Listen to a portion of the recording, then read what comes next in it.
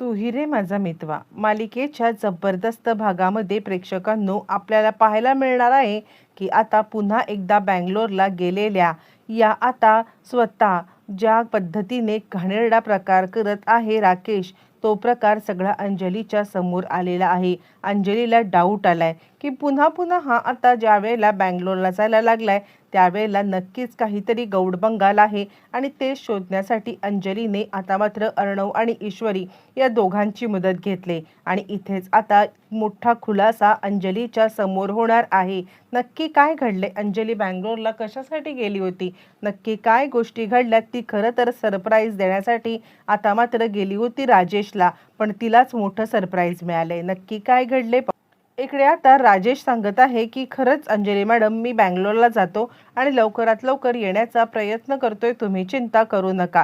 कारण काही झालं तरी सुद्धा म्हणजे आता मी ह्या बिझनेसमध्ये नवीन आहे आणि हा बिझनेस माझ्यासाठी जरा वेगळंच आहे. म्हणजे मी या सगळ्यामध्ये स्वतःहून आता मात्र प्रयत्न तर करत आहे, पण माझे प्रयत्न यशस्वी होत आणि त्यावरती अर्णव आता त्याला सांगतो ठीक आहे आपण दुसरं कोणाला तरी पाठवूया. पण ज्या पद्धतीने आता इकडे स्वतः स्वतः राजेश हट्ट करत आहे की नाही मीच जाणार आणि आता खरं तर मी ही जबाबदारी घेतलेली आहे त्यामुळे मीच हे जाणार, अंजलीला बरोबर वाटत नाहीये. अंजली विचार करते का जर का अर्णव सांगतोय की आपण आता ते कागदपत्रांवरती सही करून पाठवून देऊ तरी सुद्धा हे का हे करतायत, म्हणजे इतकं कामामध्ये स्वतःला गुंतवून घेण्याची काय गरज पडली. आणि अर्णवला पण कुठेतरी डाऊट आलाय आणि अर्णव विचार करतोय नक्की आता हे सगळं काय घडतंय, म्हणजे खरंच कळायला मार्ग नाहीये की हा सगळा काय प्रकार चाललेला आहे. म्हणजे आता हा खरंच सुधारलाय की नाटक करतोय. त्यानंतर अर्णव आता शिर्केंना कॉल करतोय. अर्णव शिर्केंना कॉल करून आता मात्र शिर्केंना सांगायला लागतोय हे बघा एक काम करा, तुम्ही आता अंजलीताईला कॉल करा आणि अंजलीताईला कॉल करून सांगा की ताबडतोब तुला राजेशने म्हणजे सरप्राईज देण्यासाठी बँगलोरला बोलवलेलं आहे.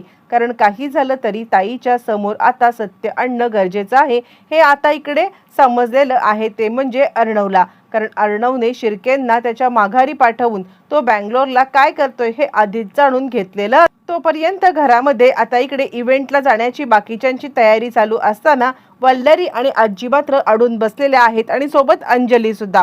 आणि वल्लरी सांगते हे बघा तुम्ही जात नाही आहेत ना, नाहीतर असं होईल की मी एकटेच जात नाहीये आणि तुम्ही सगळेजण जाऊन आता तिकडे बसाल. त्यामुळे मी तुम्हाला आधीच विचारते, तुम्ही जर का जाणार असाल तर मी पण येईल, पण तुम्ही जाणार नसाल तर मी सुद्धा येणार नाही.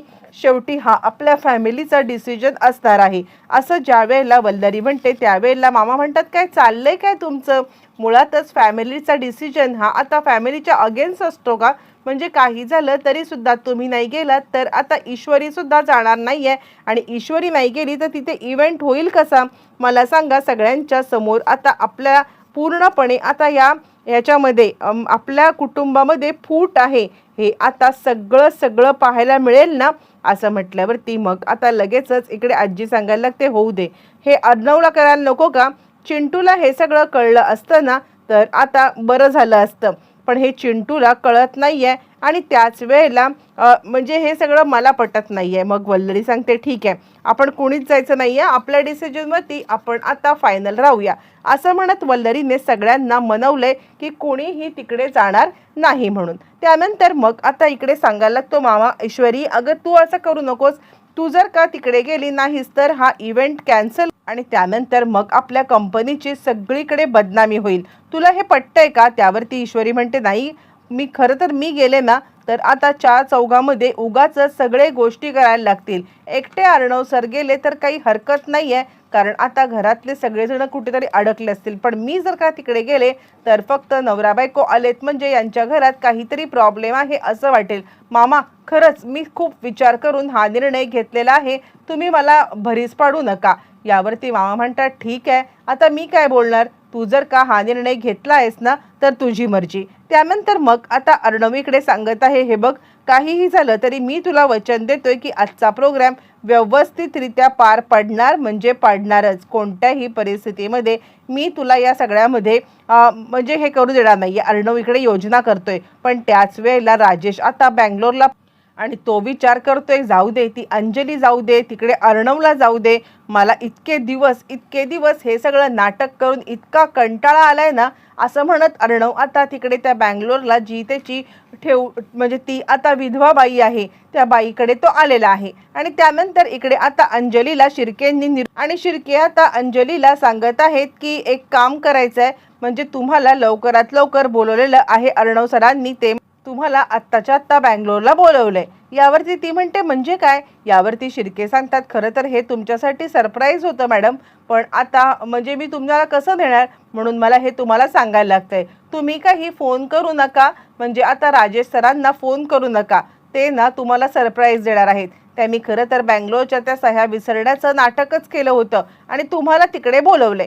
यावरती अंजली विचार करते तसंही आज आता चिंटूच्या या फॅब्रिकचं इनॉग्रेशन आहे आणि मी इकडे कशाला थांबायला पाहिजे, मला इथे मुळातच थांबायचं नाही आहे. आणि आज जर का इथे आता म्हणजे राजेशने माझ्यासाठी छान सरप्राईज प्लॅन केलंय, तर मी बाळाला घेऊन तिकडेच जाते, असं म्हणत ती आता निघालेली आहे. शिर्के म्हणतात फ्लाईटचं तिकीट काढून झालंय, तुम्ही फक्त बॅग भरा आणि चला, 1-2 दिवसामध्ये आपण परत येऊ. इकडे आता तोपर्यंत अंजलीला या सगळ्याबद्दल काहीच माहीत नाहीये आणि ती निघालेली आहे. इकडे तोपर्यंत ती बँगलोरची बाई आता वाट पाहत आहे, ती म्हणजे इकडे राजेशची वाट पाहत असताना राजेश येतो आणि ती म्हणते काय सारखं आहे तुझं, आता सारखं त्या मुंबईला काम तरी काय असतं. त्यावरती राजेश म्हणतो काय करणार, हे कामच असं आहे ना की ते काम केल्याशिवाय मला आता गत्यंतर नाही आहे. तुला तर माहिती आहे ना मला या कामाची किती आणि कशी गरज आहे ते, आणि त्यासाठी हे काम करणं माझ्यासाठी खूप आता गरजेचं आहे. असं म्हटल्यावरती ती म्हणते जाऊ दे, आल्यावरती आपण या विषयावरती बोलत बसण्याच्या पेक्षा आता जाऊ दे ना, मिळाले तो क्षणसुद्धा एन्जॉय करूया. असं म्हणत आता इकडे राजेश आणि ती बाई हे दोघं जण आता बँगलोरला असताना अंजलीची फ्लाईट तिकडे पोहोचलेली आहे. शिर्केंना अंजली विचारते कुठे जायचं आहे आता. त्यावरती मग आता शिर्के इकडे सांगायला लागतात चला मी तुम्हाला घेऊन जातो. शिर्के आता इकडे अंजलीला घेऊन निघालेत आणि ते आलेत त्या फ्लॅटवरती, ज्या फ्लॅटवरती ती आता बाई राहते आणि तिकडे राजेश ऑलरेडी आणि त्याच वेळेला आता मात्र शिर्के अंजलीला घेऊन आलेत. अंजली घेऊन आल्यावरती अंजली मात्र आता इकडे सांगत आहे शिर्के अहो या फ्लॅटमध्ये काय करायचं. शिर्के म्हणतात ही चावी घ्या, ही चावी घेऊन तुम्ही आता फक्त दार उघडायचं काम करायचं आहे. आता खरंच अंजलीला याच्यामध्ये काहीच माहीत नाही आहे आणि तिला माहीत पण नाही आहे की आपल्या मागे चिंटू आणि ईश्वरी हे दोघंसुद्धा बँगलोरला आलेले आहेत. खरं तर हा सगळा प्लॅन आता राजेशला अडकवायला जरी केला असला तरी सुद्धा अंजलीचे डोळे उघडणं हे सुद्धा तितकंच महत्त्वाचं असतं. मग त्यानंतर अंजली मात्र आता तिकडे येते. ज्या वेळेला अंजली आतमध्ये आले आणि त्यावेळेला समोरचं दृश्य बघून तिला आता महाभयंकर धक्का बसलेला आहे आणि त्यानंतर राजेश आणि त्या बाईला पाहिल्यावरती तिच्या आता डोक्यात एकदम सडक गेले आणि चिडलेली अंजली फाटकन त्याची आता कॉलर धरते आणि कॉलर धरून त्याला आता चांगलंच फटकारते. आणि त्यानंतर राजेश काय चाललंय हे सगळं, मला तरी इकडे सरप्राईज द्यायला बोलवलं होतंस, हे कसलं सरप्राईज, असं म्हणत ती आता चांगली चिडले. आणि राजेशला मुळातच कळत नाहीये की ही इकडे आली तरी कशी, म्हणजे आपण तर आता हिला इकडे बोलवलं नाहीये किंवा हिला इथला पत्ता माहीत नाहीये, मग असं असताना ही कशी आली. आणि मागे आता ईश्वरी आणि अर्णवला पाहिल्यावरती जितका धक्का राजेशला बसलाय तितकाच धक्का आता अंजलीला बसलाय आणि ती सांगते हे काय आहे. त्यावरती मग आता अर्णव सांगतो तुझे डोळे उघडण्यासाठी हा सगळा प्लॅन केला होता ताई, आता तरी डोळे उघड, हा माणूस तुला फसवतोय, एकच नाही तर अनेक गोष्टींमध्ये फसवतोय. अंजलीचे डोळे तर उघडलेत, पण आता काय निर्णय घेणार येणाऱ्या भागात सगळं